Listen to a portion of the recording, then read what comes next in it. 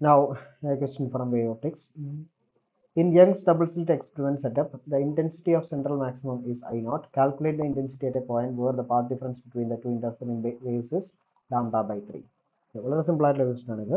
നമുക്കറിയാം Young's double slit experiment ആണ്. ഇന്റൻസിറ്റിയുടെ equation intensity I is equal to I0 cos square phi by 2 ആണ് ഇന്റൻസിറ്റിയുടെ equation. Where phi is the phase difference. phi എന്ന് വിളിക്കുന്ന പേര് phase difference ആണ് വരുന്നത്. ഓക്കെ, നമുക്ക് തന്നിട്ടുള്ളത് ഇന്റൻസിറ്റി സെൻട്രൽ മാക്സിമം അതിന്റെ ഇന്റൻസിറ്റി ആണ് I0 which is also already represented in here. Calculate the intensity point where path difference ആണ് നമുക്ക് തന്നിട്ടുള്ളത്. path difference delta equal to lambda by 3 തന്നിട്ടുണ്ട്. ഓക്കെ, path difference കിട്ടിക്കഴിഞ്ഞാൽ നമുക്ക് phase difference കണ്ടുപിടിക്കാനായിട്ട് പറ്റും. phase difference phi is equal to 2 pi by lambda into path difference ആണ് വരിക. phase difference is equal to 2 pi by lambda into path difference ആണ് വരിക.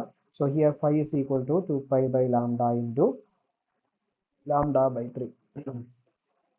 So അങ്ങനെയാണെങ്കിൽ നമുക്ക് എന്ത് കട്ട് ചെയ്ത് കളയാം? ലാംഡ കട്ട് ചെയ്ത് കളയാം. So what is phi? 2 pi by 3 ഉണ്ട്.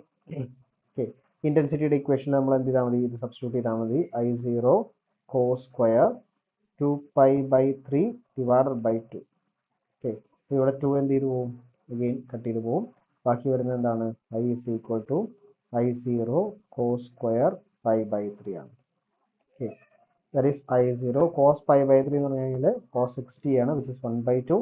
1/2 സ്ക്വയർ വരും. സോ I0 by 4 ആണ് ഇന്റൻസിറ്റി വരുന്നത്. ഓക്കെ,